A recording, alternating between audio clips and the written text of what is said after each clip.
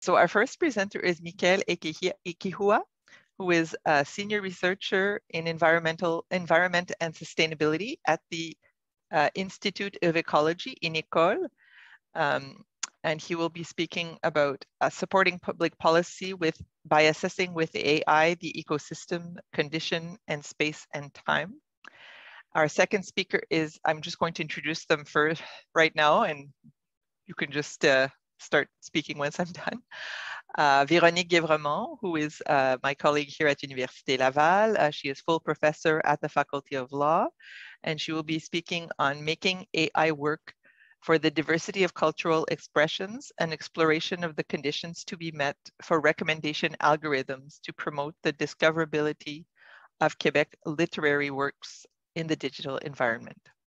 And finally, Sofia Trejo, who is professor in the Department of Mathematics at the Mexico Autonomous Institute of Technology, ITAM, and a member of the advisory committee of Mexico's Federal Institute of Telecommunications. And she will speak to us about Facebook and the digital divide perspective from Mexico, a country of many nations. So we'll start with you, Miguel. Thank you very much. Could I share my screen? Yes, I think you can. Yes, sure.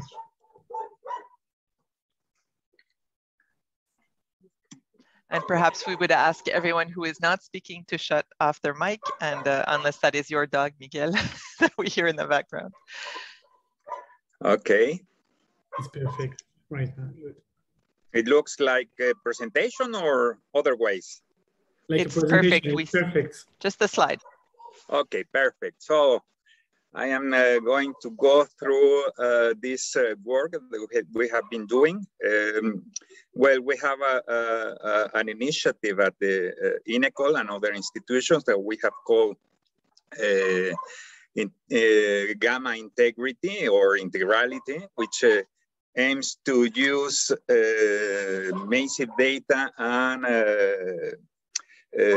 automatic machine learning to support environmental policy, especially with interest of supporting sustainability. One thing that we have been doing along these lines is collaborating with INEGI and the United Nations on the assessment of ways of building environmental accounting. And that is what I am going to talk more about.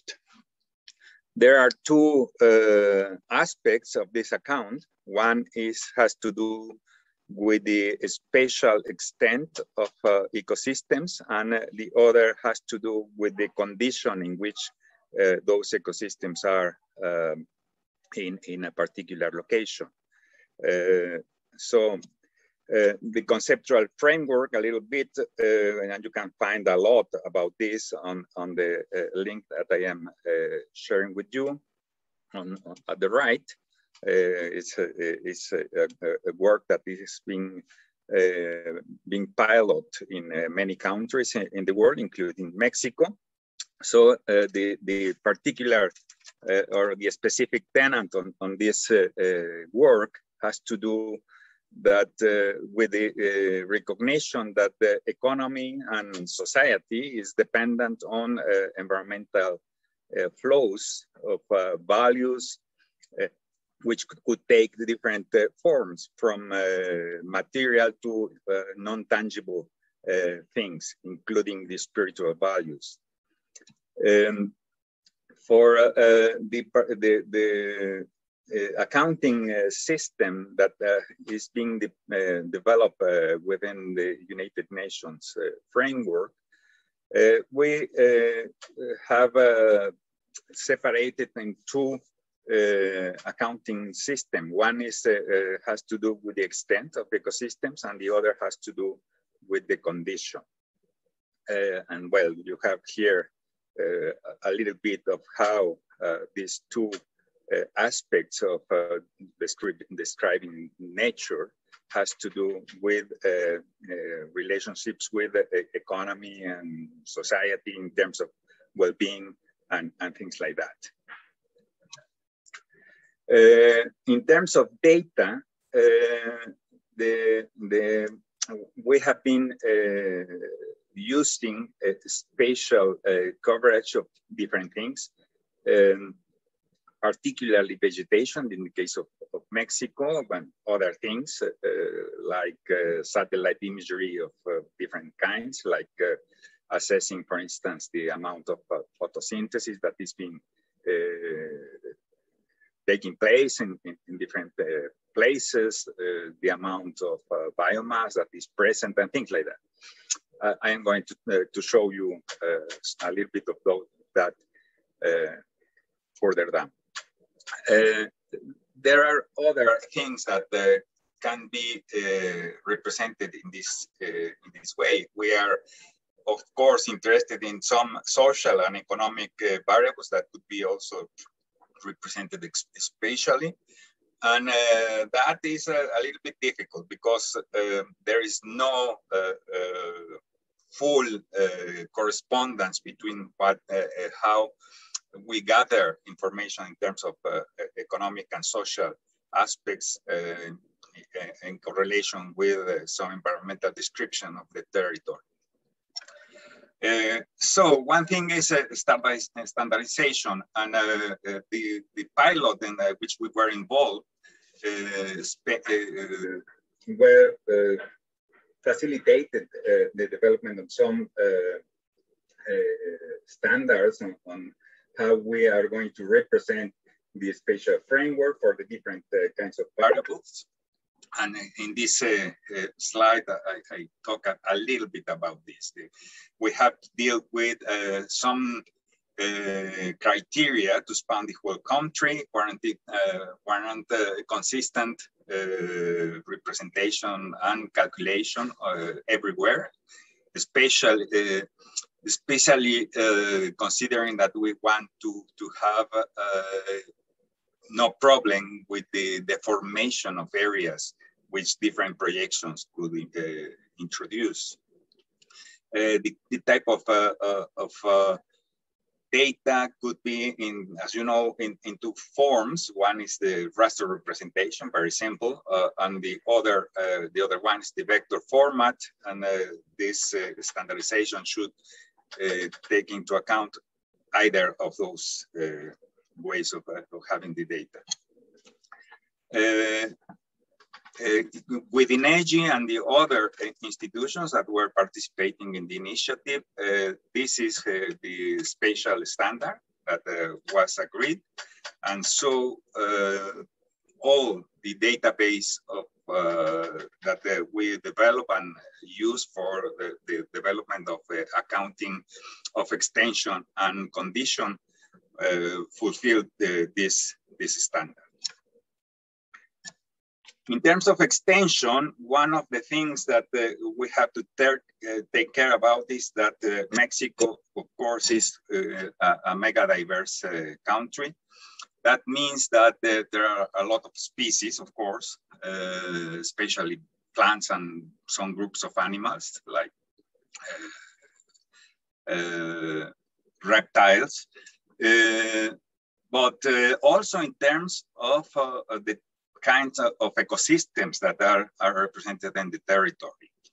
And we have to know that there is no official classification of ecosystems for Mexico.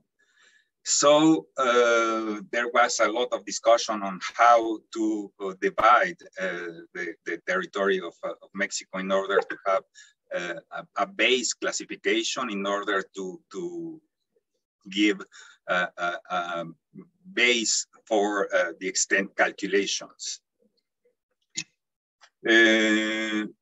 So we opt by recurring to vegetation. There is a very good vegetation cartography in Mexico, developed by INEGI from some time.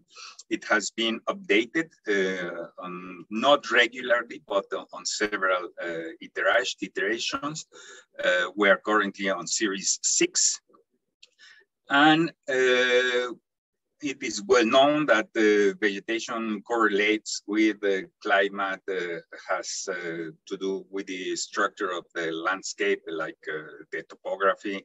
There are some biogeographic correlations as well, which means the composition of the different biotypes are also possible to be represented there.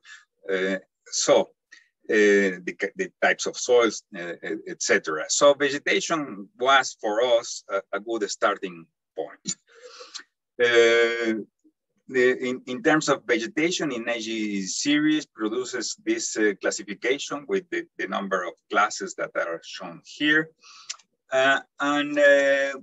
We consider another possibility, which was the Holdridge life zones. And we like this because we could have an approach that could be generalized beyond the boundaries of Mexico. So we used this approach. Another approach, especially for international interactions, was consider the IUCN categories, which could be related to what was developed within the framework of the cooperation of North America in terms of the ecoregions, with Canada and the United States as well. And so we could use those devices to generalize for something that could be cooperative with an international framework. I am still within the meeting, or?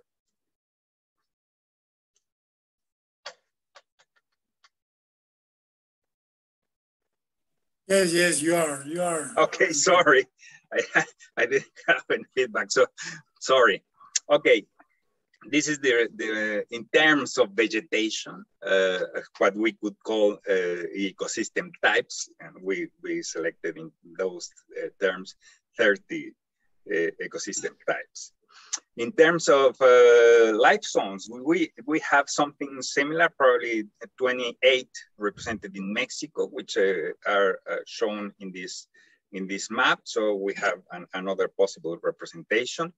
And so we have a challenge here on how to classify ecosystem, which is not resolved in terms of having a universal representation, but we use the vegetation and Holdridge life zones for our exercise. We were, the challenge to adopt something that could be an international standard along the lines of what the IUCN is proposing is still being analyzed. We have some other problems, like what happens with this concept of secondary growth of ecosystems, how to accommodate that into the classification, although secondary growth has to do with the other accounting component, which is the condition. Well, this is just a sample of how the different classifications could be seen, I guess, in a matrix representation. And now I turn into the condition. We develop in Mexico an approach to assessing ecosystem integrity and develop a way of producing this index based precisely on machine learning techniques, specifically Bayesian networks. We consider for this that each pixel in a map, which is this small square, which represents a particular position on a territory, is in reality is a vector of with all the variables considered, documenting what is happening simultaneously at that position. And that was our approach to this. For each pixel, we consider that this conceptual model was in place, what we call the ecosystem integrity three-tier conceptual model, which states that there are contextual variables that are acting in place, which is the external layer in this representation. Then we have in the internal side what we call, and it's a hidden tier, is something which is very difficult to measure directly. The actual ecosystem condition, the effect particular of human actions that move the functioning and structure of an ecosystem away from the natural condition that an ecosystem can develop, leaving it alone. And so we have these two sets of variables which condition what we actually observe, and that is our detection tier. So each time that we go to the field or deploy a satellite, what we actually measure is conditioned on one hand by the contextual tier, and on the other by the effect of the human drivers that are pressing on that spot. And so the particular values that we observe provide us with information on that. Given the assumption that this pattern of correlation is in place, then we can assess the ecosystem condition by the index that we estimate, given the pattern of correlation. Well, I am going to jump. This is just the definition of the Bayesian networks. And this is the actual Bayesian network that we use in the case of Mexico, and the pattern of conditioning that we identified and assumed. It was mostly expert-based driven, although we also use some algorithms to identify some possible correlation patterns that could be also present in data. With that index, we could aggregate to different levels or forms of representation, but something that was important within the United Nations discussion on this condition, environmental accounting, is that the general approach that is being developed everywhere except in Mexico is a bottom-up approach, not data-driven. It's exclusively expert-driven. And so what has been the practice is to identify variables or groups of species, indicator species, and things like that, that corresponds to particular condition of the ecosystems. What we have done is the other way around. We have assembled a big sample of condition pixels. We expertly ask experts to classify a sample of that, and then we use that to train our model. With that model trained, we produce this map for the country, in this case for the data for the year 2018. And we can do that for any year given adequate data. It is a very, very good map according to our intuition of what the condition of ecosystems are in Mexico. We know, for instance, that the state of Veracruz, which is in the border with the Gulf of Mexico, is very much degraded. These orange colors correspond to that. We know that almost it used to be a tropical rainforest covering this territory. and it's only left about 10% of forest cover nowadays. The central part of Mexico, including Mexico City, which is shown very red, is where a lot of the development, economic and social development in Mexico has been taking place. And so it's fine. The green areas are deserts or high mountains, which are fairly much well preserved, and we know that. So it's a good representation of the system. So what we have is an artificial intelligence model that can be applied to any pixel. We have a database that is pixel-based, and so it can be spatially explicitly used. Other machine learning models can be developed, and we actually did another one to combine what we have on the ecosystem integrity index with some other variables, or including representations of the landscape. But it could include also the economic and social variables if we are able to spatialize those variables. This is the model that attempted to, sorry to bring in Spanish, but anyway, trying to mix, to provide a reasoning device to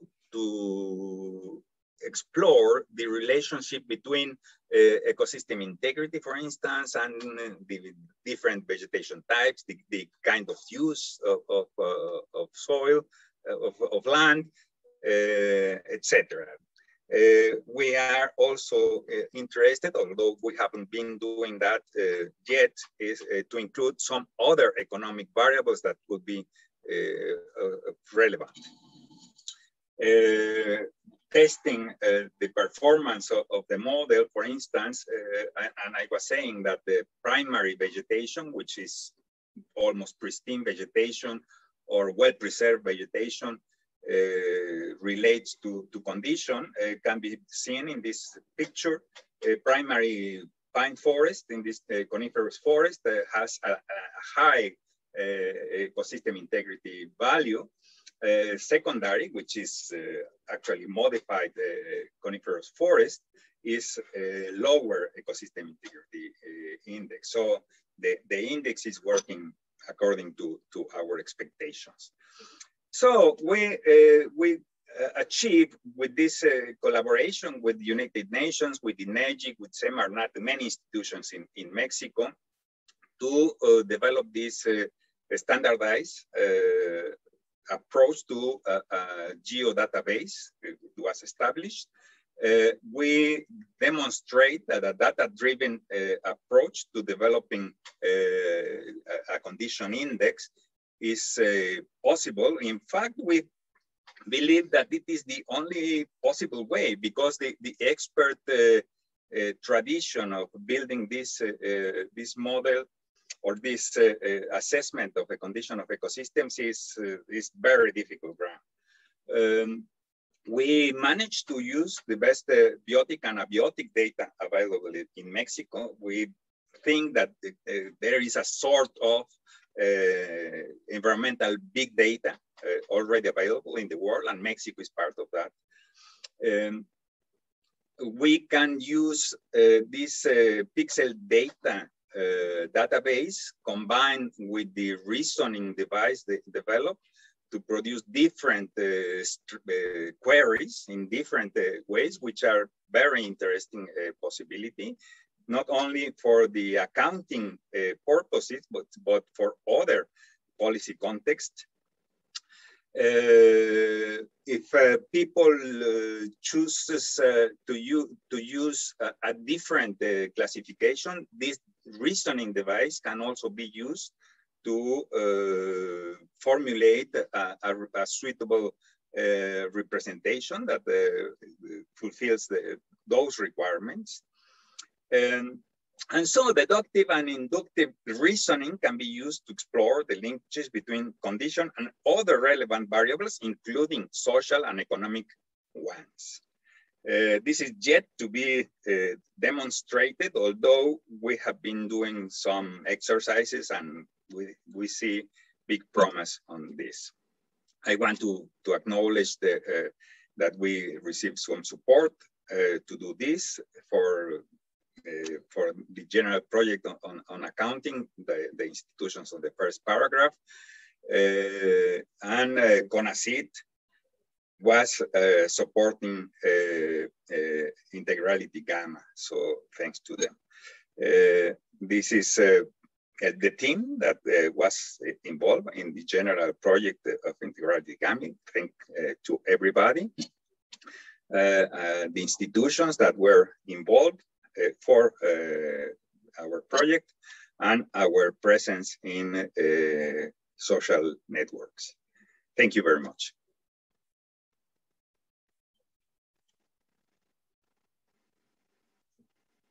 Microphone. T'entends pas, Colette. Sorry. I believe we may have access to your presentation after this this session, because we would like to keep Certainly, all those no links problem and everything and look at those images maybe a little more closely because they went by fairly quickly. Thank you very much. No, it was perfect. You were perfectly on time, so that's great. So we'll hear now Véronique Guévremont from Laval. Thank you. Just a second, I'll try to share my screen.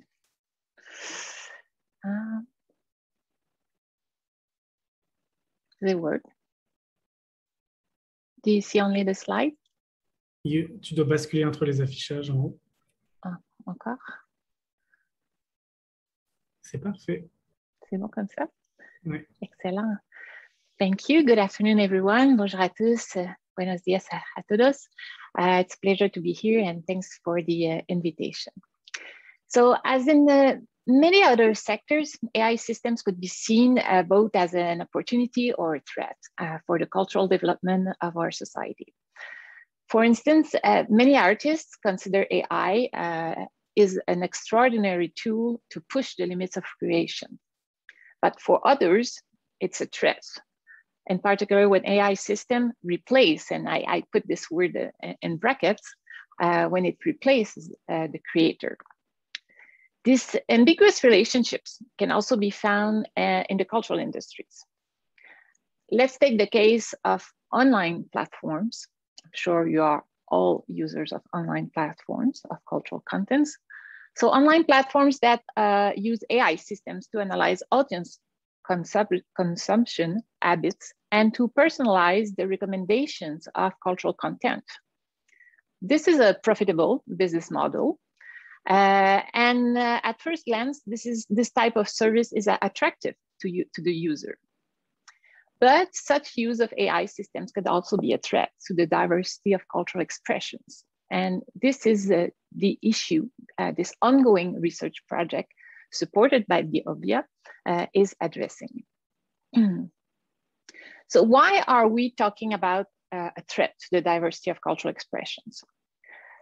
In my previous example, consumption data is used to recommend similar content to users.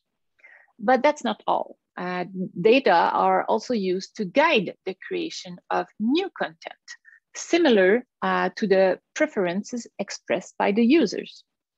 So this is a business model that can lead to a certain homogenization of cultural content.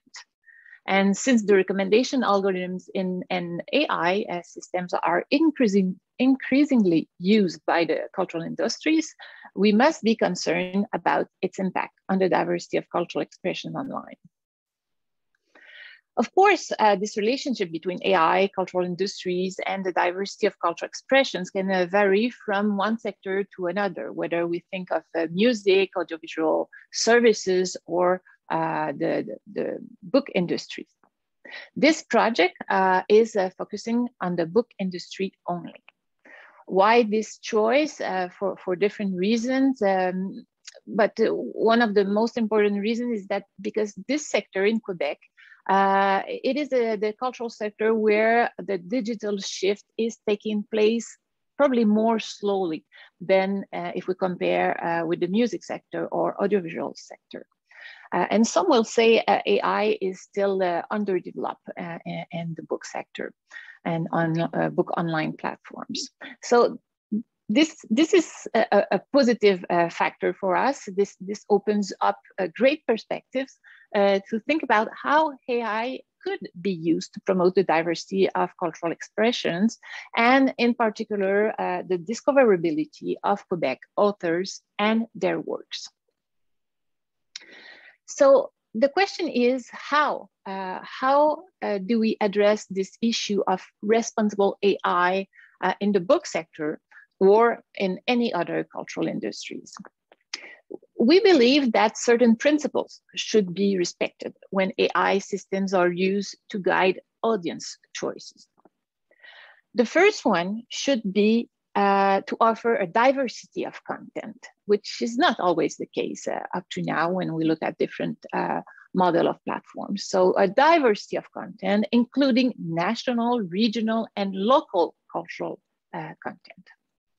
But this is not enough to make such content available, diversity of content available. It should also be visible. These contents should also be visible and easily accessible. The principle of transparency and explainability should also be respected. These are preconditions to ensure respect for fundamental human rights in our democratic societies. Industries should inform individuals when decisions are based on AI systems. The principle of fairness should also be respected. The use of AI and recommendation algorithms should generate benefit for all, no matter what cultural groups we belong. There must be a respect for linguistic and cultural diversity. The development of AI should also respect all fundamental human rights, including cultural rights, such as the right to participate in cultural life and also the artistic freedom. And finally, cultural industries, like any other industry, should protect personal data and privacy of users. Today, these principles are embedded in several legal instruments, both binding and non-binding. And this brings us to some element of the context of this research project. The question of the diversity of online content is one of the major issues in the implementation of the UNESCO Convention on the Protection and the Promotion of the Diversity of Cultural Expressions, adopted in 2005, of which Canada and Mexico are both parties. In 2017, the parties also adopted operational guidelines aimed at clarifying how to implement their commitments in the digital environment. And some of these guidelines specifically encourage parties to adopt measures to promote the discoverability of national and local cultural content in the digital environment. Of course, the evolution of the book industry in Quebec is another important element of context. For decades, the Quebec book ecosystem has contained rules to promote Quebec books in bookstores and ensure their availability and visibility. But the market is changing. On one end, there is a decrease in the market share of Quebec books, as you can see in this chart. In 2020, final sales of new Quebec books were down by 3.1% from 2019.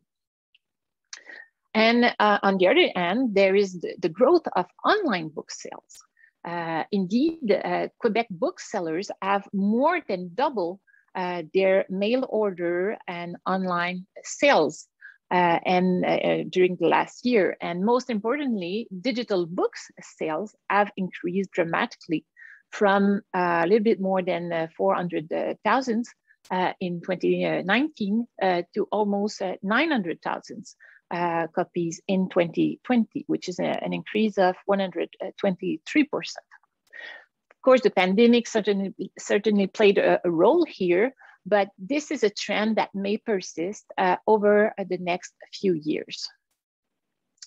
So the question is, in an extremely competitive digital environment, that tends to be dominated by the GAFAs in so many sectors, we have to ensure, our point is we have to ensure that Quebec books will remain discoverable.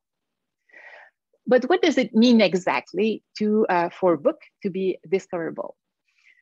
In previous work conducted by my chair on this subject, we concluded that discoverability actually depends on 4 factors.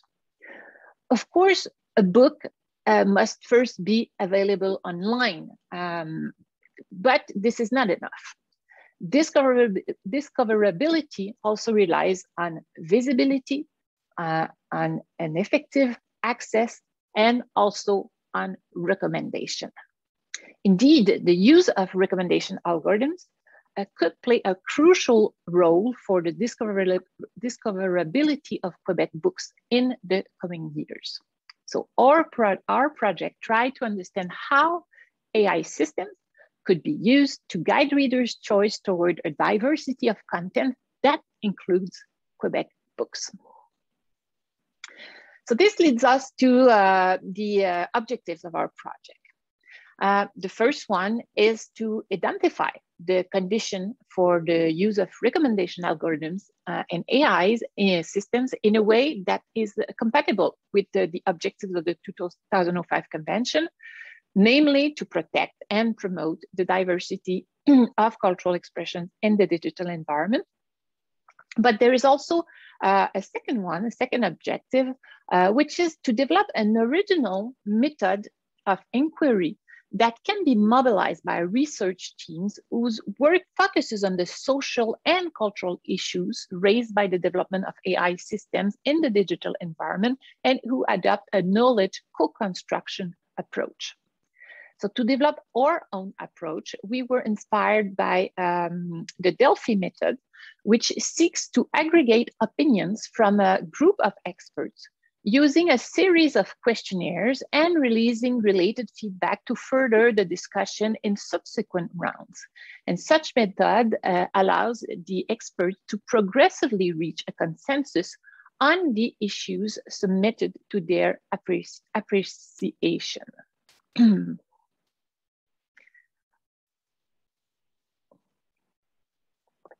To do so, we share a structure.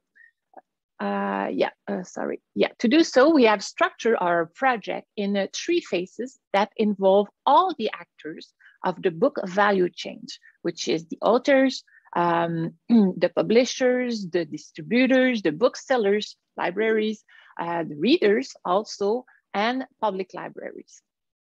So in the first phase, we mobilize these actors to identify the different issues related to the discoverability of Quebec books in the digital environment, as well as their needs and their concerns.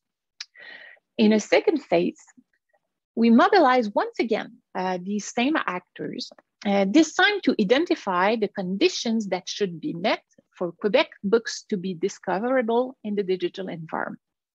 And these conditions could be of several kinds. That could be technological, economic, legislative, or even educational if capacity building of these actors is necessary.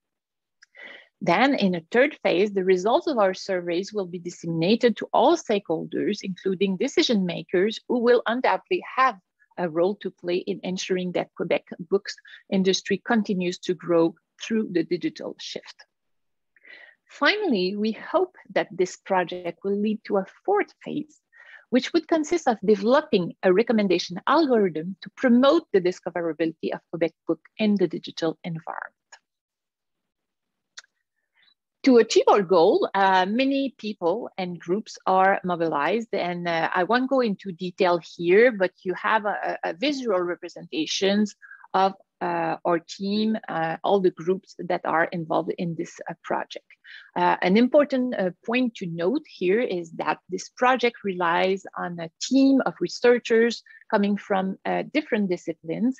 Indeed, as you may see, our scientific committee is composed of experts in the field of law, literature, but also computer engineering specialized in massive data. Our team is also supported by 2 committees, an advisory group of consultants and experts in the book field. And also we really wanted the students also to be involved. So there is the student committees whose doctoral thesis projects are related to our topic. We also benefit from the support of a coordinator. And finally, of course, there is a key role played by the panel of book industry experts who will respond to the questionnaire and participate in the workshop. So a key element in achieving our results. So for the first 2 phases, we have opted for a 6 steps approach that is presented here on the screen. And I'll try to give you a very quick idea of the dynamic for this project. So it goes from the composition during the first phase, the composition of a panel of different stakeholders, like, as mentioned earlier, authors, booksellers, librarians, etc. And the idea is to develop an exploratory survey designed by our research team. And in the 3rd step, each member of the panel will be invited to respond to these questionnaires. Their response will be then synthesized by our research team, and the results of the synthesis will be transmitted to the panel members. So they will receive an idea of all the responses that have been received by the different members of their group. In a 5th step, there will be a group discussion organized, and the idea of this discussion will be to reach a consensus on the main needs of the sectors, or when we will be in the 2nd phase of the project, on the solutions to adopt to promote the discoverability of the book, Quebec Book Online. The last step for us will be to write a position paper that will be shared with the panelists, but as mentioned earlier, also with the decision maker. So you have here a complete idea of this 3 years project with phases and the deliverables, which will be at the end of phases 1 and 2 to produce a white paper. But in a 3rd phase, the idea is also to create an interactive webinar that will be hosted on the OBVIA website. And this webinar will be freely accessible to all the stakeholders and all the actors interested by the issue of the discoverability of local national content online. And finally, as mentioned earlier, we hope to develop from the results of our surveys and with the engineers involved in the team, a prototype algorithm that could be used by platform to promote the discoverability of Quebec book. But this step will probably require additional funding that still need to be found. So finally, a word on the status of the project. So our work formally began during the month of May 2020 in the midst of the pandemic, which of course had the effect of slowing down a little bit the start of our project. But we were nonetheless able to carry out a literature review, not only on the issue of book discoverability, but also on the Delphi method that we adapted to our project. We also established contact with potential partners, including the Ministry of Culture, Quebec National Library and Archives, and professional association of the book sectors. And these meetings help us to form the project advisory group that I presented earlier, which is supporting the research team in designing, at the moment, in designing the questionnaires.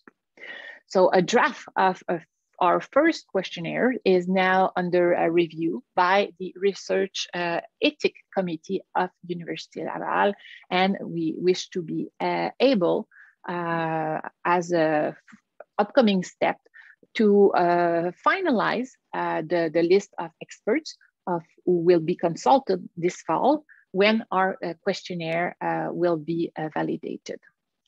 Then the panelists will be invited to fill out this first questionnaire. And we hope to hold our first workshop with the panelists of experts, with the experts by the end of this year. And this should lead to the publication of a first white paper in the first quarter of 2022. These are exactly the same steps that will be taken again during the next year, starting in the spring 2022, to conduct the second phase of the project, aimed at identifying the condition. The second phase is to identify the conditions to be put in place to promote the discoverability of Quebec books online. And again, this second phase will also end with the publication of a white paper, possibly in early 2023. And the result will then be disseminated widely through our webinar, easily and freely accessible on any type of screen. So in conclusion, this research project aims to foster a dialogue between the various players in the Quebec books sector and researchers from several disciplines with an expertise relevant to the achievement of the targeted objectives. It will also shed new light, we wish, on the needs and concerns of the sector with regard to the discoverability of Quebec literary works in the digital environment.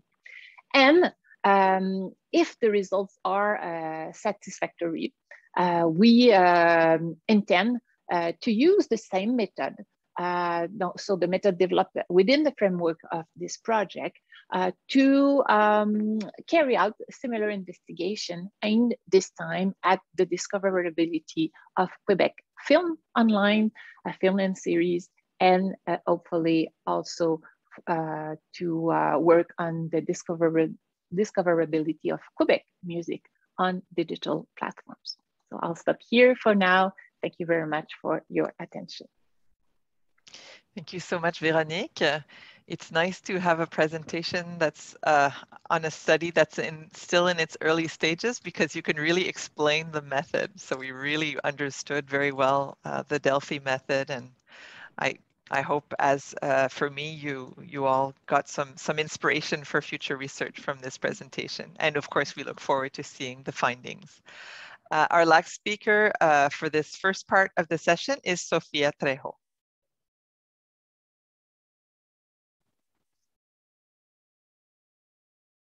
I was muted. Classic. Give me a second. Oh. Yeah. Okay. So I'm going to talk about the Facebook and the digital divides, perspectives from Mexico, a country of many nations.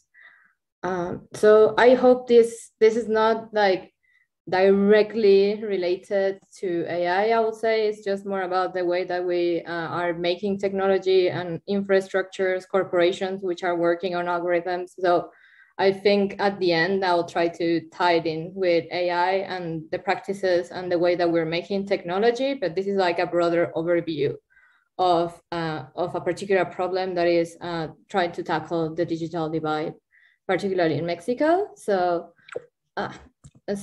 first, I would like to say this is part of a report that is of Montreal AI Ethics Institute that we published in September 2021, so just like last week, I think. So this work, we work on the perspectives of Facebook and the digital divide from Mexico, Myanmar, and India. I mainly work on Mexico, so I'm gonna present this part, but if you're interested in knowing more about these different perspectives, I invite you to read the report. And basically this is not the whole report, we just wrote a chapter of the whole report, I would like to say that. So these are my collaborators for that chapter. So I would like to say that within our chapter, what we try to do is to analyze, and if it's possible, to intervene the narratives permeating the discourse around technological development. We would like to study the expansion strategies posed by technological companies and the relationships between governments and corporations, to highlight the importance of the local context when we design, deploy, and develop technological solutions. And in this context, we mean economical, cultural, and political context. So it's a bit of a very broad theme that we try to cover in this report. And so I'm going to try to talk about these topics in the very specific case of Mexico. I did not include all the topics, and I think it's a bit, there's a lot of information. So I hope I did a good job at trying to make it manageable. I apologize if I didn't do a good job in advance. So first, I would like to say, so Mexico is a multicultural country, which is integrated by many different nations. A lot of these nations self-identify as pueblos originarios, or first people. It's a term which they prefer over pueblos indígenas, or indigenous people. I would like to apologize because in this talk, I'm going to use the term indigenous a lot. It's mainly because I do not know the proper translation for constitutional terms, but I'm going to talk about the law and for other things, but I would like to acknowledge that this is not the way that they like to be, addressed as. So I think that's important. Unfortunately, I'm going to have to stick to the always. So I'm just wanted to make that point clear. So I'm just going to give you a very brief overview about cultural diversity in Mexico and connectivity. Again, like this is just like a super short vision of what's going on. So first, Mexico has 68 indigenous languages. The most spoken indigenous language is Nahuatl, which is spoken by 1/4 of the indigenous speaker population. So it is estimated that around 25.7 million people in Mexico self-identify as indigenous. This is approximately 21.5% of the population. I would like to say that there are states in Mexico which are at least 50 or around 50% of the population self-identifies as indigenous, which includes Oaxaca, Yucatan, Campeche, and Quintana Roo. So these are not minorities depending on the place of Mexico where you're looking at. So of all the people who self-identify as indigenous, only 70 million speak indigenous languages. And most of the indigenous language speakers, 60% of them live in rural areas. These will become important things when we talk about connectivity. And indigenous language speakers tend to live in areas or in populations of less than 2,500 inhabitants. That will be relevant as well in terms of the digital divide. And I would like to point out as well that 1 out of 10 indigenous language speakers do not speak Spanish. I don't know, someone has their mic on. If you can mute it, because I'm very neurotic, I'll appreciate it, thanks. So now I'm just gonna give you a very brief overview of connectivity in the country.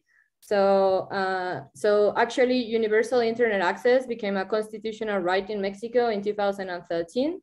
And since then, different governments have pursued different strategies to try to guarantee this right. For example, between 2015 and 2019, there was a rise in the number of internet users of about 20 million. So the internet now is, it's estimated that it's reaching around 70.1% of the population. I think it's very important to understand that not everybody in the country accesses the internet in the same way. So for example, most people access it using mobile phones. So 93.5% of the internet access in the country is by mobile phones. Only 1/3 of the internet users actually have access to desktops or laptops. So this is important as well. Most of them access it using data plans, 90% of internet users. Most people do not have access to Wi-Fi when they connect to the internet. And there is still a digital divide between rural and urban places that has stayed, I think remains stable around 30%, the difference, the access between rural and urban areas. So this is a bit of the overview of like the cultural and connectivity landscape in Mexico. So now I'm going to talk a bit about what strategies has Facebook pursued in Mexico in order to expand. So first, there has been 2 talks between Mexico's president and Mark Zuckerberg, Facebook CEO. So the first of these talks happened in September 2014. It was between President at the time, Enrique Peña Nieto, and Mark Zuckerberg. And what they discussed in this conversation was the introduction of Internet.org or Free Basics into the country. So for people who don't know, like the main thing that we will be looking at in like one of the main things of this report was free basics. So I'm going to explain what free basics is. Basically, around 2013, Mark Zuckerberg released a white paper where he talks about connectivity as a human right. And shortly after that, they decided to create this organization, which is called Internet.org, which was aimed to bridge the digital divide worldwide and provide affordable internet access to the next 5 billion people. So this was like Facebook, idea of how to bridge the digital divide. And we're going to talk a bit about like the strategies that they pursue in order to, well, within this organization. And what it ended up doing is, so Facebook partnered with several telecom companies around the world to offer either free internet, and now we're going to see what free internet means, or low cost internet access. But the important thing is like the condition was that the access to this internet was meant to be done via an app, Internet.org app. And then there was like a big criticism of the violation of the net neutrality, mainly in India. And they changed the name from Internet.org to Free Basics because basically people were not actually able to access the internet. So they changed the name to Free Basics. So what we're going to talk about is Free Basics, the mutation of this endeavor for Facebook to connect people around the world. And we're going to talk about it from the perspective of Mexico. So, So just this very brief overview. So Free Basics in Mexico. So basically what you did is like you got a SIM card from a particular operator, and then you get the app, and using this app, you can use unlimited internet access. And now we're going to see which resources people had access to using this app and the way that the app operated a bit. So there is very little information actually of the way that the app works. Facebook doesn't give any information. So Global Voices did a report when they studied the app in different countries. So they basically got people to get the SIM cards and like use the app, and they reported on what they could see or they couldn't see. So I'm gonna tell you what Global Voices found in Mexico first. The mobile operator when this program was introduced in Mexico was Virgin Mobile. So Virgin Mobile is an operator that lacks vendors in a lot of states in the country. So for example, in Chiapas and Oaxaca, which are two of the states with less connectivity in the country, there were no SIM card operators that sold Virgin Mobile. And there is also a problem with the compatibility between smartphone devices and Virgin Mobile network. So not everybody could have access because they could not get the SIM cards, or they didn't have phones that were compatible with the SIM cards in order to use this app. So that's one of the issues. And now let's see a bit what the content was offered in these Free Basics that they consider are the basic things that people should be able to access when they access the internet. So there were 16 default sites. Only 2 of these sites were hosted in Mexico. If you access the app using Virgin Mobile, one of the sites was our job recruiting site, and another one an NGO for women entrepreneurs. And if you access the app using Telcel, which is the main telecom operator, the only website hosted from Mexico is Fundación Carlos Slim. It's very interesting to know that Carlos Slim is the CEO of Telcel, which is the telecom company which is providing this service. This is the only service hosted in Mexico. There's 11 private companies which have services provided there in this app. Mostly are based in the US. Those are like Johnson & Johnson, ESPN, Change Corp, other corporations. And obviously Facebook was available, Facebook Messenger was available, but no email or no other social media platforms were allowed to be used in these services. So the conclusions reached by Global Voices after analyzing this strategy to provide communication or like bridge the digital divide in Mexico was it didn't meet the linguistic needs of the country. So the app was only available in Spanish, and actually some English skills were needed in order to navigate it properly. there was an imbalance of key sites. So as we've seen, most of them were for corporations. Most of them were corporations outside of Mexico. And actually, then you could add other websites to like other services, but there were a lot of technical difficulties, which made it really difficult for people which didn't have enough resources to actually meet the technical like requirements to access. But for me, the most concerning part is that this app was giving Facebook data of non-Facebook users.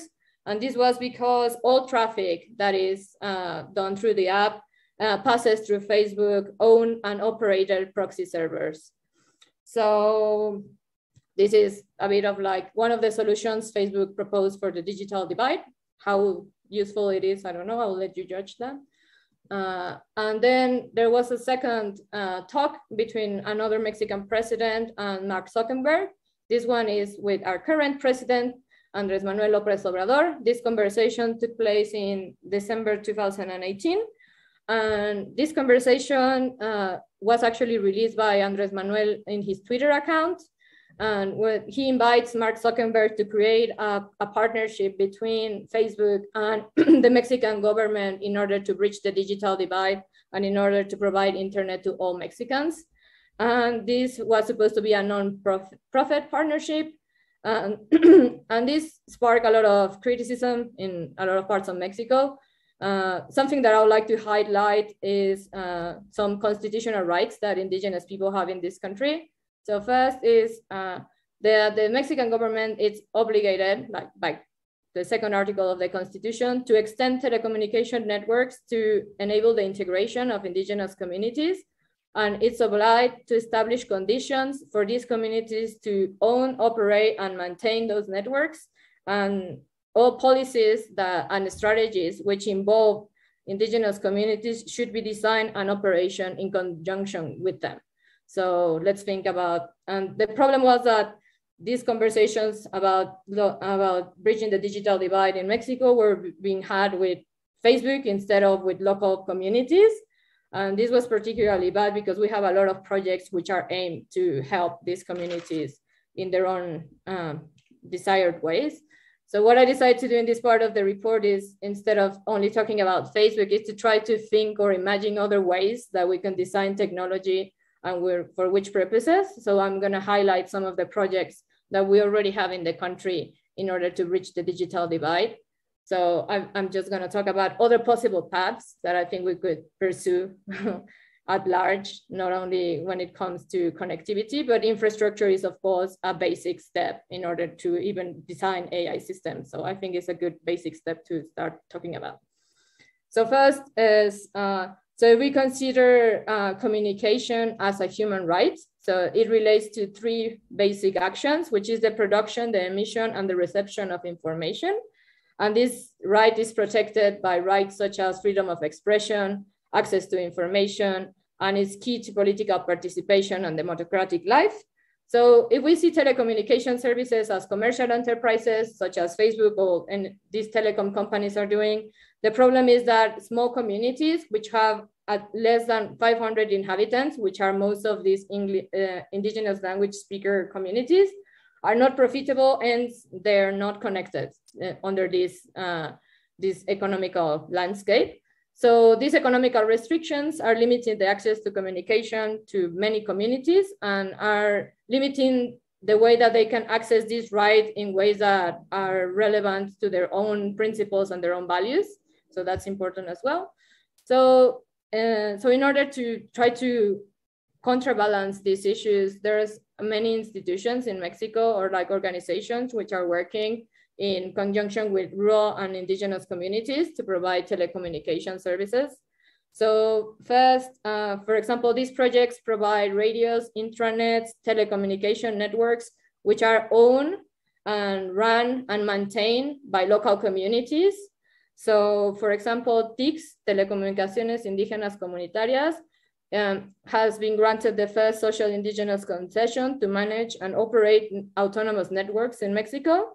And it actually has concessions in 5 states, Oaxaca, Guerrero, Chiapas, and Veracruz. Rizomatica works along with them, and it supports community and building and maintaining self-governed and own infrastructures. and involves in public policy and advocacy. And CITSAC is another a research center which is working a lot in public policy and advocacy. But basically, all of these projects aim to help communities to develop local content, to design communication strategies to help them defend their territories, which are both physical and immaterial territories, and to work on policy and regulation to support their exercise of the right to communication, but in ways which align with their own values and their own cultures. So I think these are good examples of how we can create technology and design projects around the principles of self-determination, autonomy, and solidarity. I think this is a counterpoint to the current way in which we are designing technology at large, which is capitalist, extractivist, exploitational, and and I think like these are clear examples that there are other ways of developing technology are possible. I think we can explore the possibilities of communal ownership, communal management, and communal control. And we can learn from these projects how to develop projects which are led by communities and how to find tools in order to attend local needs, but as well to help others to attain their aspirations and like to help respect other ways of life and help them flourish instead of implementing the ways that we think they're best. So I think these are only one of the ideas that I think we could try to pursue when we're developing technology, particularly we can learn a lot from what they're doing.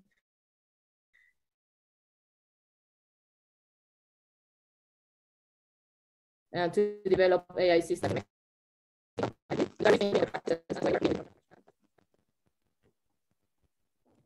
And I think my internet is dying and everything is dying now. I don't know how far I got, but just the last minute was I lost some bits of it. Okay, so it's just like to start thinking of these projects as perhaps guidelines of thinking of other ways of designing, creating ownership of technology. And I don't know, I think we can start making things different and change our practices and give examples that there are other ways that we can pursue technological development. And that's it. Thanks. Thank you very much, Sofia, for this presentation and all the presenters. So before we open it up for larger discussion, we have a roundtable.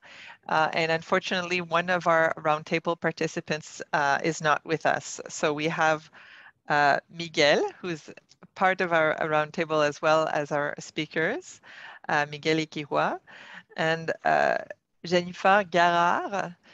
J'espère que je dis bien votre nom, oui, who is research manager for sustainability in the digital age and science officer for Future Earth. And we have also Paula Ricarte, who is associate professor at the Department of Media and Digital Culture Tecnológico de Monterrey and faculty associate at the Berkman Klein Center for Internet and Society at Harvard. Maybe I will, and Stéphane Roche unfortunately cannot join us this afternoon. He had a last minute other obligation. So I would perhaps open it up to our roundtable participants. Maybe I will save Miguel for last since he already presented, and I will start with Jennifer. Perfect. Thank you so much, Colette. And thank you very much to all of the presenters. So these were three incredible presentations and showed three different aspects of responsible AI, I think, from different perspectives that I personally found very fascinating. So thank you very much. So first of all, speaking to Miguel, I think it was really interesting because one of the main challenges that are facing policymakers I've spoken to over the last 6 months or so is actually information overload. So we live now in a society with so much data that policymakers have a really hard time parsing that, making sense of it, and creating positive policy. And yet we still see so many initiatives whose main goal is to produce yet more data. And so I'm really excited about the SEEA framework. I'm not sure if that's an acceptable use of the acronym. And I think that, I mean, of course, that could really address that challenge. But I do wonder if there are opportunities within the framework to actually engage more strongly with local communities. So the example that you gave, it sounds like there's an incredibly high granularity of data that's being used to create, more actionable insights.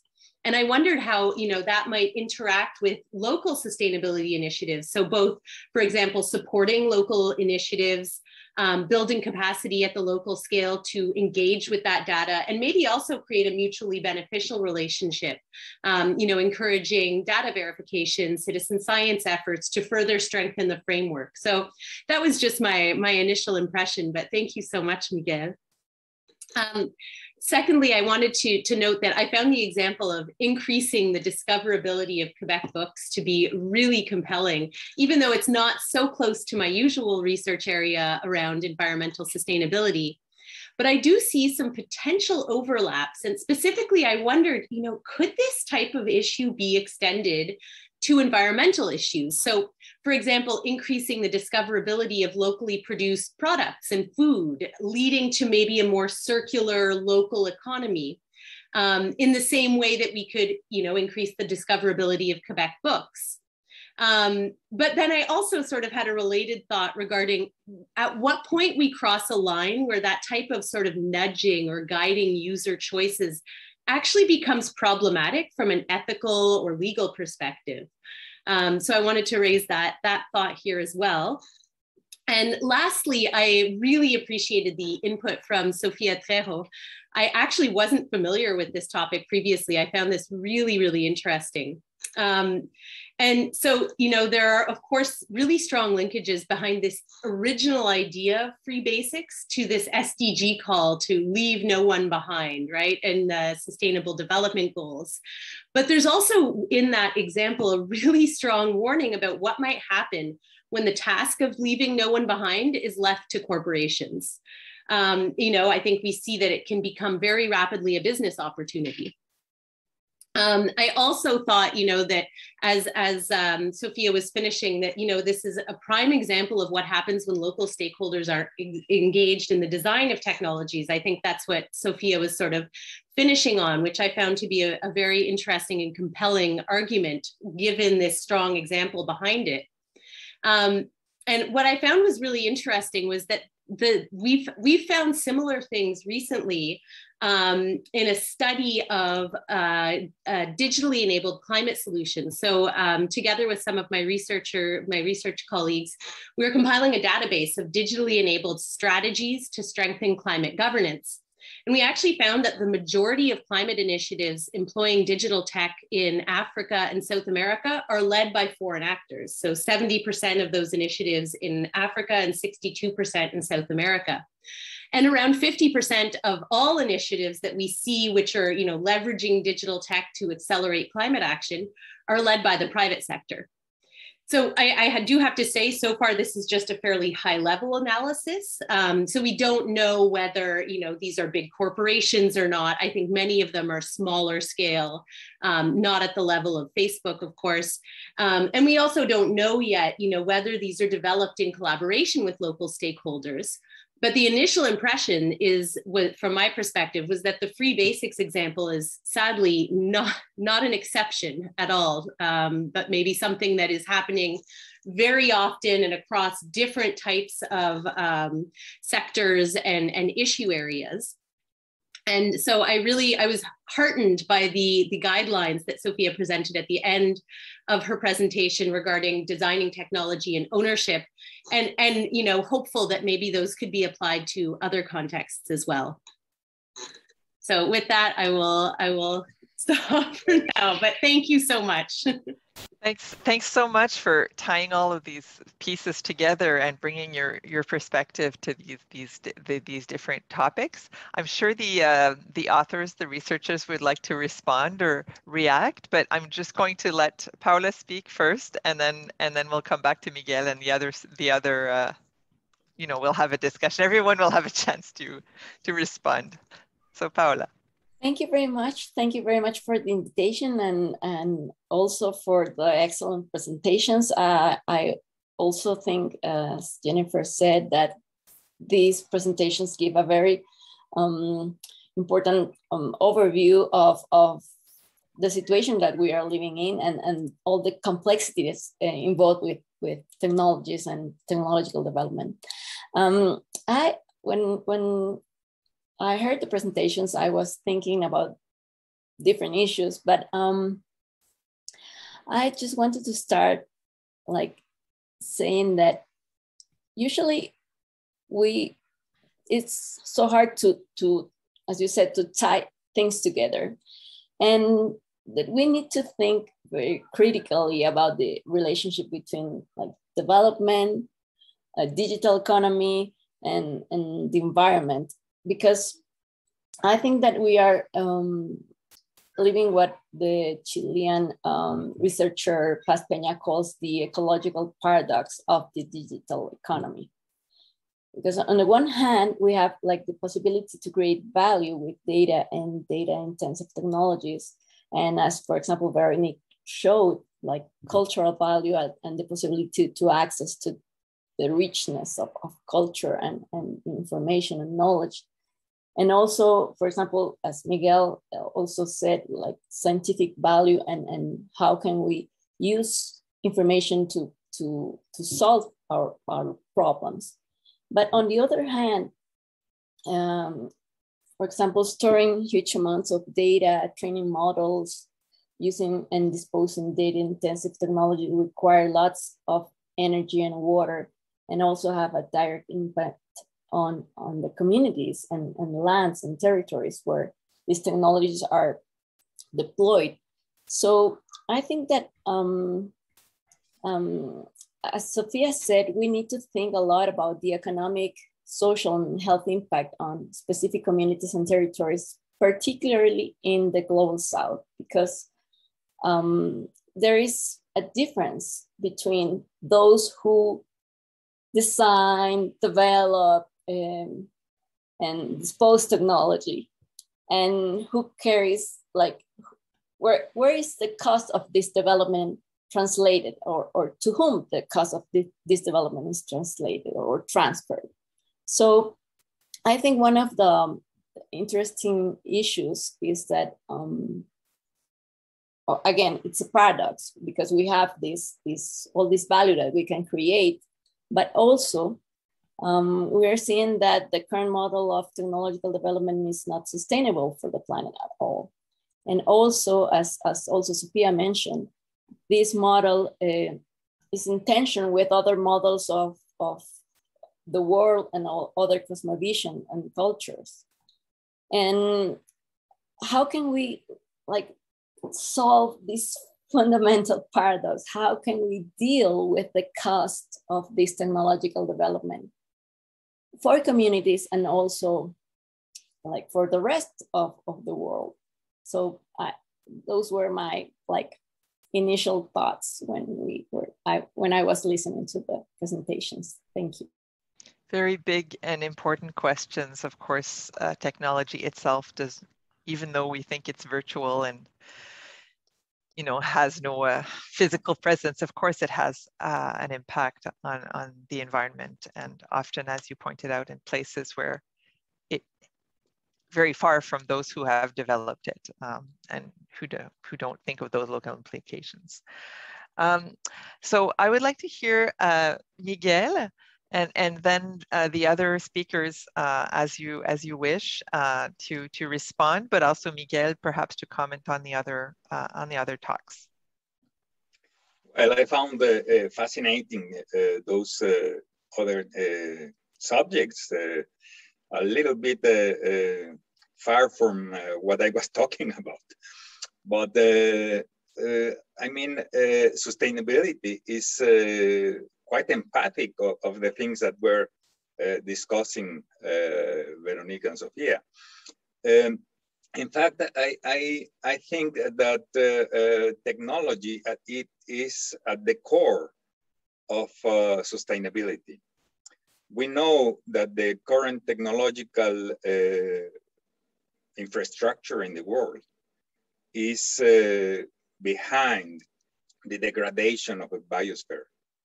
So we have to change the whole technological framework of humanity in order to rebuild it on a sustainability basis. And that requires a lot of rethinking, probably something that is not usual on the human tradition of doing things. So for instance, one thing that comes to my mind is this approach that has been suggested in the sustainability agenda of following a whole system approach to technology development and design.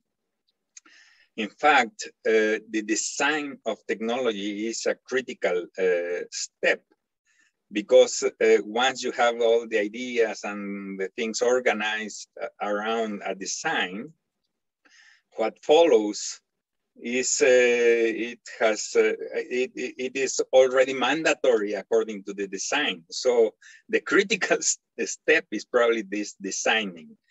And in a whole system approach, for instance, thinking about transportation, we should think on the social dimensions of it, the cultural dimensions of it, the environmental dimensions.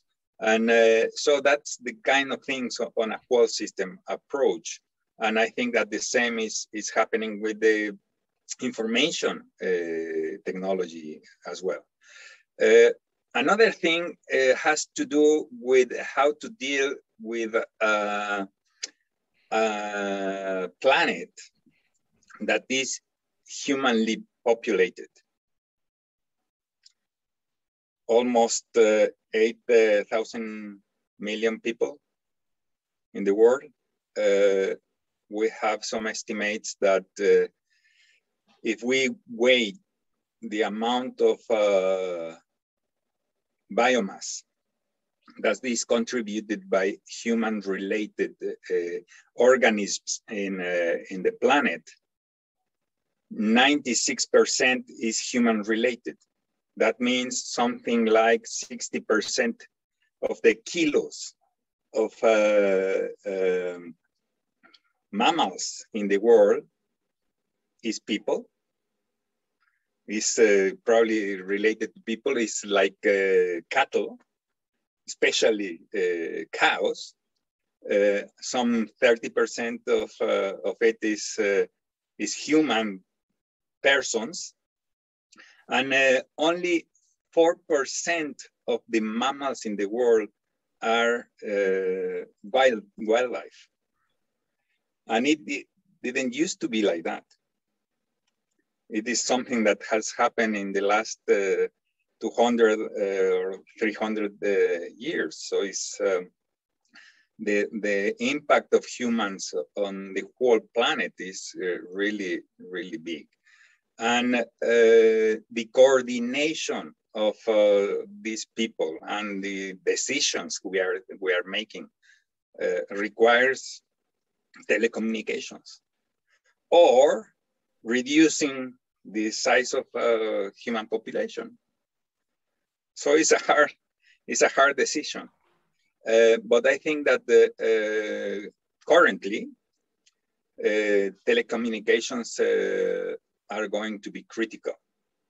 And so we have to deal with how to distribute the access, how to pay for the water and energy needs for this infrastructure. But at least as I see it, is the most likely hope to produce a cooperative humanity for the size of the impact that we are having on planet Earth. Regarding the question of how to, if we are concerned on going to people on local communities to feed data or to produce their own representations of these accounting systems of environmental and economic and social dimensions. We have been experimenting on that as well. So we don't think that what we are doing is the solution to measuring the condition and the flows of nature to society value. We have to, everybody has to be involved. And again, technology gives us an opportunity to do that. So we have been experimenting with some social groups here in Veracruz at Jalapa on what do they think about our representation of ecosystem integrity from their perspectives. On the other hand, the assessment of the value of the different ways we benefit from nature is a very hard problem. And of course, a simple solution is to monetize it, to express it in dollars or pesos or whatever. But there are possibly other ways of representing that value, and we don't know how to do it. But people could express what do they value of the things that they have around. And that is the way, having that voice and the way they assess the value of nature is something that is actually data that is badly needed for the conduction of sustainability. And so we have been experimenting on that. Currently, what we have experienced is that these other ways of valuing nature are a black and white solution. So if people don't value something, then they forbid to have people present on that spot, and that's it. But there is no opportunity for dialogue or for building new solutions, ideas, and things, and so forth. And I am convinced that approaches around data, modeling, and conversation, buildings of common narratives are very important to building bridges between approaches, representations of reality, conceptions, and so forth. So again, I have some hope that the approach of information technology should be a critical thing for the conduction of humanity through sustainability paths. I don't see much about the other ways about it. Thank you. Thank you so much, Miguel. Your comments have provoked some discussion in the chat if you want to have a look at that. This whole idea of finding other ways than monetary to value nature and how to represent that through data is just very, very provoking. And I mean, I look forward to, of course, your future work on this. And Van,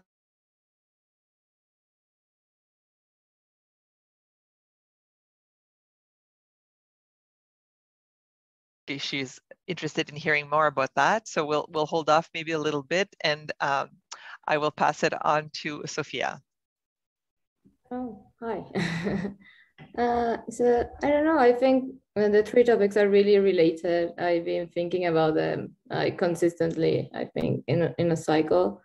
Some of the figures that I really like that I think help understand the issue is 80% of biodiversity is guarded by 6% of the population. Most of this population are indigenous people.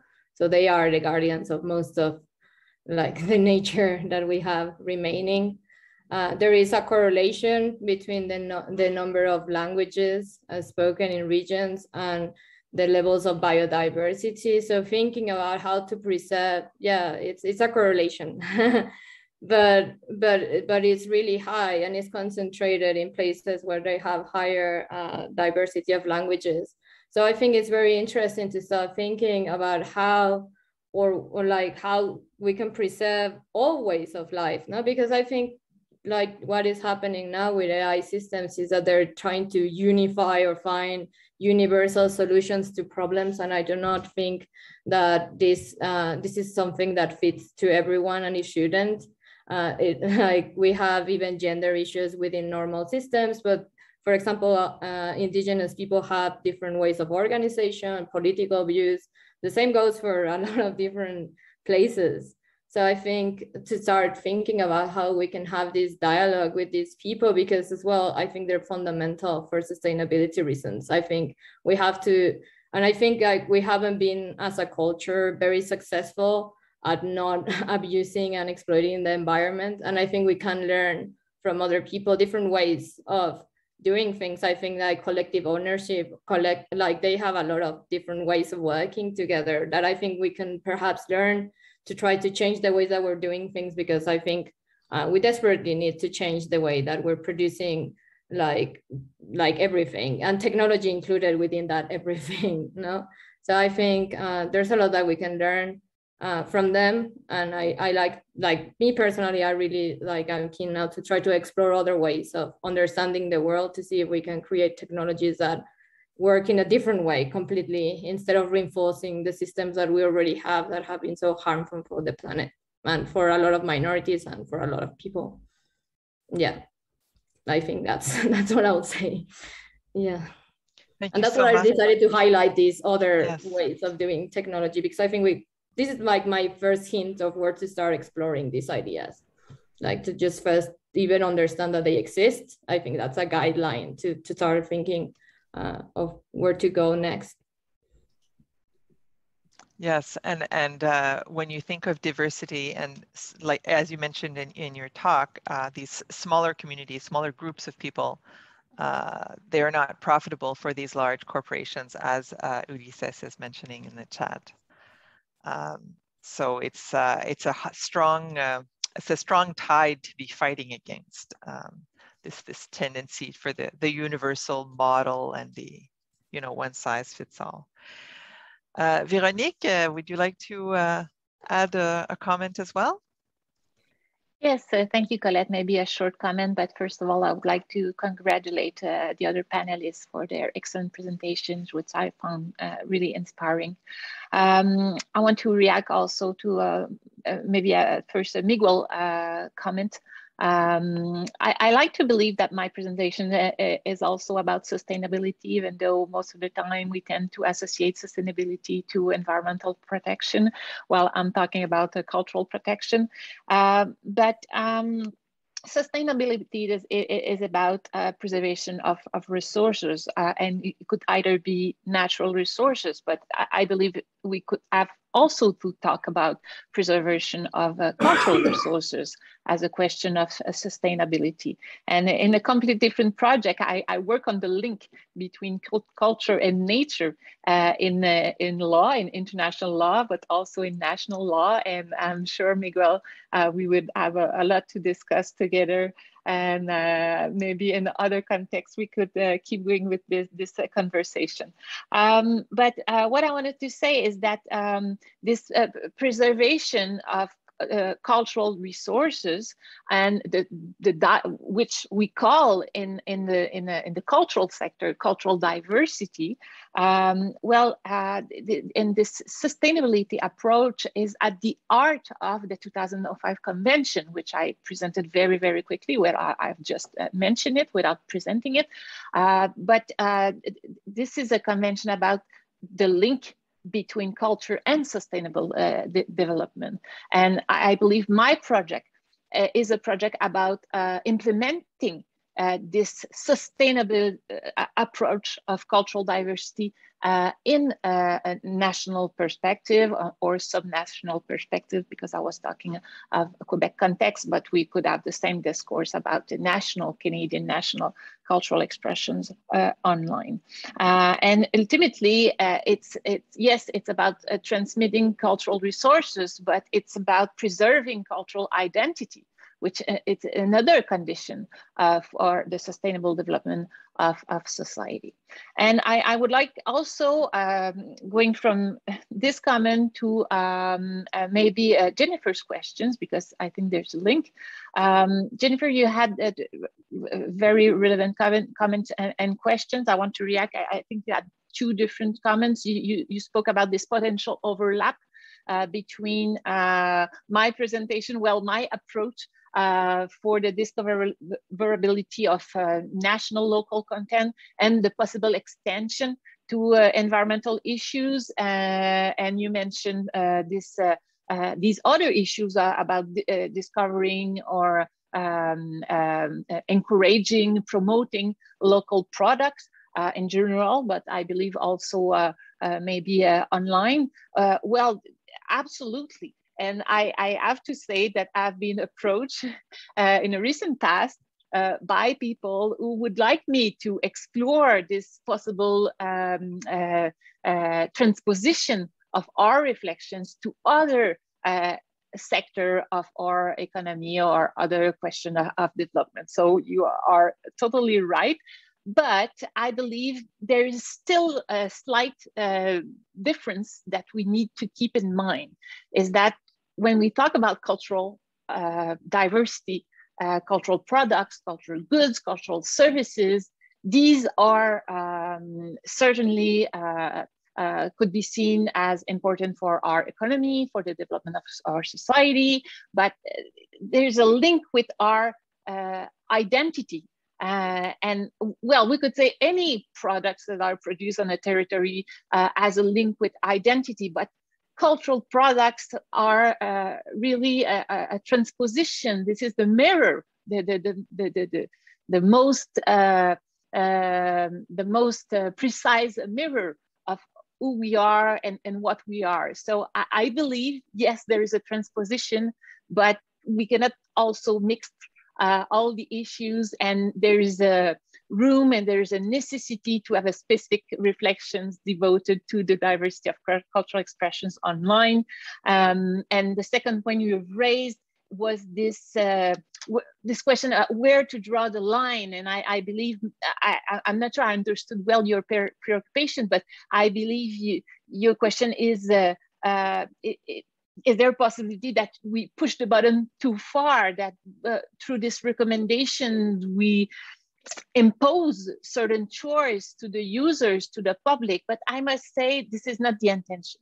The intention is about preserving the freedom of choice, which we do not have at the moment when we are using certain platforms. We are exposed only to foreign content, and content coming mainly from one country or few countries. So this discourse and this reflection on the discoverability of local content is just to give users a choice and to give them the possibility to have access to their own culture, whatever they choose as a way to maintain a cultural life.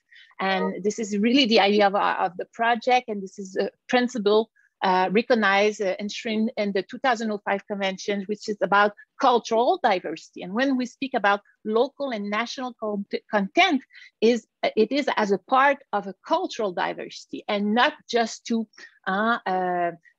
force people to turn themselves only to what comes from its own territory or its own country. So it's really about diversity, and it's a fundamental idea behind our project. I'll stop here. Thank you, Véronique. So now we would open up the discussion to the whole group. And I think since there are not so many of us, I would ask people, if you would like to ask a question, you can turn on your camera and simply use the reaction button to raise your hand. So I will see a little yellow hand on your screen, and I will let you speak as I see your hands come up. So Ulises, you had, I see your camera is on, and I see you had made a comment in the chat. Would you like to speak to the group? Well, I'm more from AI and less from the social part, but we are very interested in social aspects of the not evil use of AI. So now what we are really suffering here is an invasion of big companies trying to wash in their face in order to sell that they will be using in good way these technologies for the social good. And more and more I'm more interested in participating in this kind of fora because we need to find the voice of the researchers in order them to really think about the possible double uses of our technologies. I'm thinking in AI technologies applied to many fields, right? And especially in countries like Mexico, Mexican, but I'm living in Spain, where the digital divide is so high, it's very easy to make technology like a black box that will be accepted very easily. People won't think about that because there's no knowledge about the use of technology. Most of the people are users, but they are digital analphabets in a way. And the more advanced the technology, they will just see this as a black box, a magic thing, a magic response. And we have to find a way both to educate people and also to make the legislators be aware of those problems, and they make the legislation, not one legislation for all, but for every specific topic to regulate the use of the technology for each one of the fields. It won't help to have a single regulation for the whole AI because it never helped, right? So it will be, in my opinion, field by field. So this kind of fora are very interesting for that. Thank you very much. Vanda. Yes, thank you for all the presentations. I wanted to come back to the question I put in the chat for Miguel, because I have seen sometimes in, not by Mexico, but by researchers from other countries saying things like this. I'm going to present you my AI project with which we're going to solve poverty in Uganda. And I'm like, you cannot say those things. You're not going to solve poverty in Uganda with your AI project. And I think it's not as rare as I would like it to be. And I think that's where there's a lot of work that we can do together with those experts in AI and those of us who come from social sciences. Because I think maybe one of the issues is if you are a policymaker or human rights activist and you listen to someone saying that, you already don't want to even listen to whatever they want to say later. So to come to my point, I find really fascinating all the work that you are doing, but this in Miguel, because from what I have seen also in your work in other discussions we have had, there's this emphasis on working with the communities and learning from the communities and listening to the communities. So I'd like to know if you can tell us a little bit more about that, because I think that's a really good practice that we should give more visibility to. Thank you.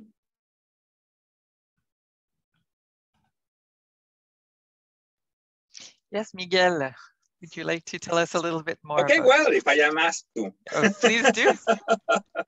Well, I have yes, of course, we have been experimenting with that possibility, trying to approach people and sort of building a bridge between these technologies and what people is doing on the ground.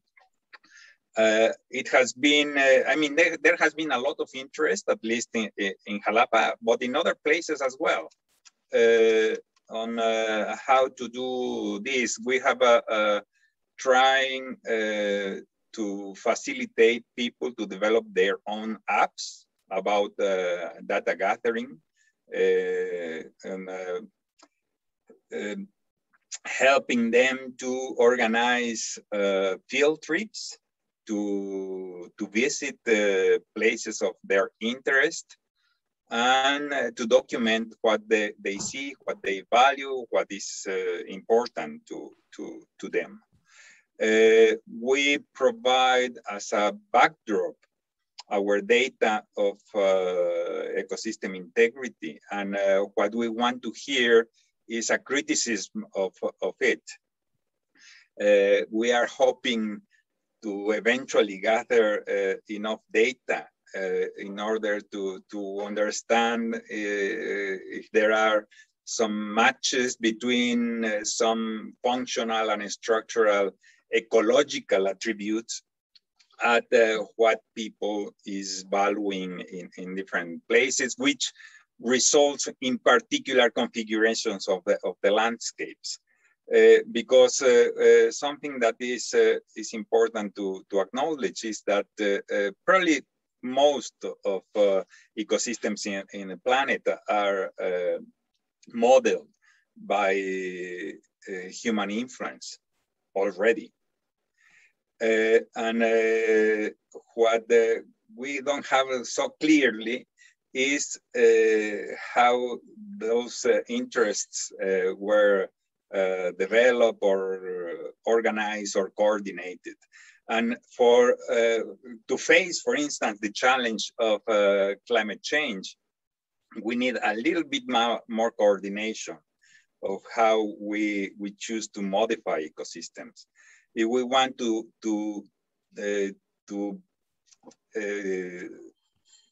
change the trend of the biodiversity degradation, probably the largest problem on the biosphere, we have to understand that we have to keep ecosystem integrity to a certain level, and we have to measure it. And of course, certain aspects of ecosystems are more valuable for human interests, and we have to see those. And so we are trying to explore if this channel of flow of data can be developed and organized in such a way that decisions stressing the local interests can be promoted. Because otherwise, we have what is happening. We have, for instance, in Mexico, probably in most of the countries in the world, we have centralized decision-making with a general environmental agenda, and that is not related at all with the local interests. And it's very difficult for local people to establish a flow of information to make people understand their needs or the ways they value the environment, otherwise than going to the streets and shouting what is happening. So I hope that through these resources and with an open mind, thinking that all models are like golems. There is this very good book on statistical rethinking. I don't remember the author now, but the first chapter is like that. Models, statistical models are like golems. They do whatever you tell them to do, and they probably is set to do something important for your interests on humanity, but they are going to do what you specify precisely, not your intentions. And so we have to understand that there are limits to these modeling approaches. And in order to change that, we have to be comprehensive. We have to be sensitive to other peoples. The current, at least in Mexico, and at least the people with I am talking to, are very interested in the growth of transdisciplinary approaches, trying to listen to not only to academic or scientists, but to other ways of perceiving reality. And it's hard to do, but I think that it is very important in this century, and probably is going to be more important as we go further, if we survive. Yes, thank you. Karen Gonzalez Fernandez, please. Okay, thank you all. All the talks were very interesting. And I would like to say something about the problem that Sofia talked about. I was thinking that in Mexico, we have a problem with education that has been magnificized with the pandemic. And public education is almost abandoned in this country because the schools closed, and some people can have the resources for doing the classes online and all this, but just the people who don't have access to internet has no options. No? And I think that what Sofia presents is very important, because if we cannot segregate internet for everybody, we cannot let to things like education, no, in times like this, no, where everything needs to be in these places online. It's very difficult. No? I'm sorry for the English. I'm not very good talking, but the point is that I think that we should take these problems very much put these problems on the table. And I think that it's an idea for Sofia to think in the relationship between two things, no? The access to internet, like a human right, and the access of education too. And the problem that it could be that Facebook or things like that were the sources for this, no? Well, it's an idea maybe that you can develop and we can talk about it later. And thank you all, the conferences were very interesting. Thank you. And Sofia, did you want to respond or add a comment? Oh, hi. Thank you, Karen. It's nice to see you again. So first, something I think is very important that I would like to stretch is I do not believe that connectivity should be considered as a human right per se. I think people should be able to decide not everybody needs the same things, not like actually exposing populations to this type of technology can lead to a lot of violence and a lot of issues. Like you can read the report on what happened to Myanmar. So I think we have to be very careful of the way that we're thinking about progress, because we tend to think of progress in a single line that aligns with all of these technologies. But I think we have to be very careful that I don't think that's progress for everybody. Not everybody needs the same things. So I believe that there is a space, obviously, to talk about all of these issues, and they're very important. And of course, the digital divide is a huge problem. But I don't think we have to think that these are the things that we need, and this is the way that we have to fix everything. I think I have to be very careful thinking that technology itself is a solution for everything. I think, for example, when you talk about education, I try to cover that a bit on the report, because there's been some, like, at least in Mexico, we have this amazing book by Yasnaya Aguilar. I don't know if you had the chance to read it, about linguistic diversity. And like we have a lot of systemic issues with the way that indigenous people are not represented in education. So I'll be more like inclined, instead of trying to sometimes think about the digital divide as a thing that we need to fix first. For example, maybe think about all these nations which languages are not included, which are not receiving education, and which I think will not be served by the internet because there's all these systemic issues already compiled.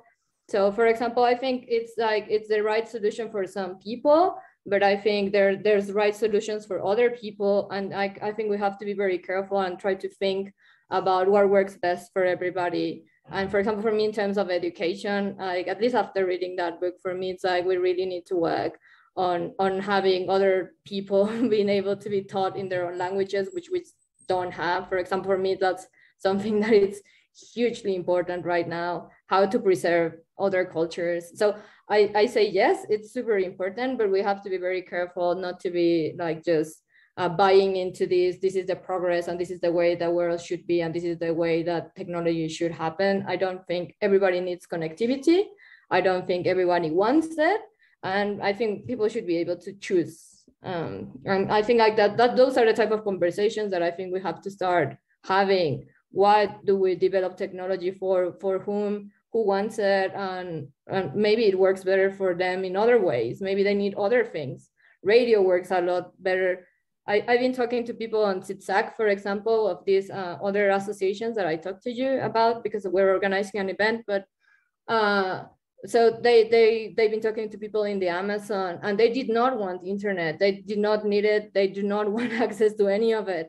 But they did need some form of communication. So they've been working with them to have radios of particular frequencies that work better for them. So they need some things. They want to communicate, but not everybody needs the same. So I think we just have to be careful in my opinion, when we talk about these issues, because they're not universal.